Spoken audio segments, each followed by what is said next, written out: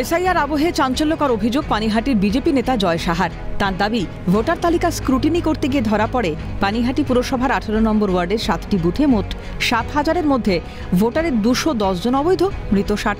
শাসন বজায় রাখতে ভুয়ো ও ভুতুড়ে ভোটারের নাম তালিকায় রেখেছে তৃণমূল। পানিহাটি 18 নম্বর ওয়ার্ডে স্ক্রুটিনির কাজ করা হয়েছে, তাই সেই তথ্যটা উঠে এসছে। আমি চ্যালেঞ্জ করে বলতে পারি যে এই শুধু এক একটা ওয়ার্ডে যে 250-র ওপর নাম উঠে এসছে মৃত আর ভুয়ো ভোটারের 18 নম্বর ওয়ার্ডে, শুধু 18 নম্বর ওয়ার্ড নয়, পানিহাটির প্রতিটা বুথে ভুয়ো ভোটার, মৃত ভোটার, ইভেন এমনও ভোটার রয়েছে যাদের কিছু ওয়ার্ডে হদিশই নেই।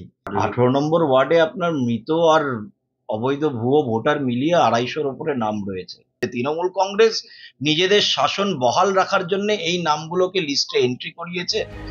ভুয়ো ও ভুতুড়ে ভোটার নিয়ে বিজেপির অভিযোগের জবাব দিয়েছে তৃণমূল। পানিহাটি পুরসভার 18 নম্বর ওয়ার্ডের কাউন্সিলর পূজা চৌধুরীর মন্তব্য, বিজেপির কাছে প্রমাণ থাকলে নির্বাচন কমিশনকে জানাক। মৃত ভোটার যদি থেকে থাকে তো সেইগুলোর নাম বাদ দেওয়ার কর্তব্য হচ্ছে তার বাড়ির লোক ডেথ সার্টিফিকেট দিয়ে তার নামগুলো ডিলিট করবে। আর বাকি যদি বিজেপির কাছে কিছু প্রমাণ থাকে সেটা নির্বাচন কমিশনের কাছে দেখাক। ভোটের নাম তো আমি তুলি না, আর ভোটার লিস্টও আমি তৈরি করি না, ওদের নির্বাচন কমিশন তৈরি করে। নির্বাচন কমিশনকে বলুক, আমাকে বলে কি হবে।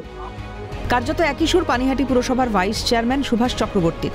তাঁর দাবি, মৃত্যুর শংসাপত্র দিতে না পারায় নাম বাদ যায়নি।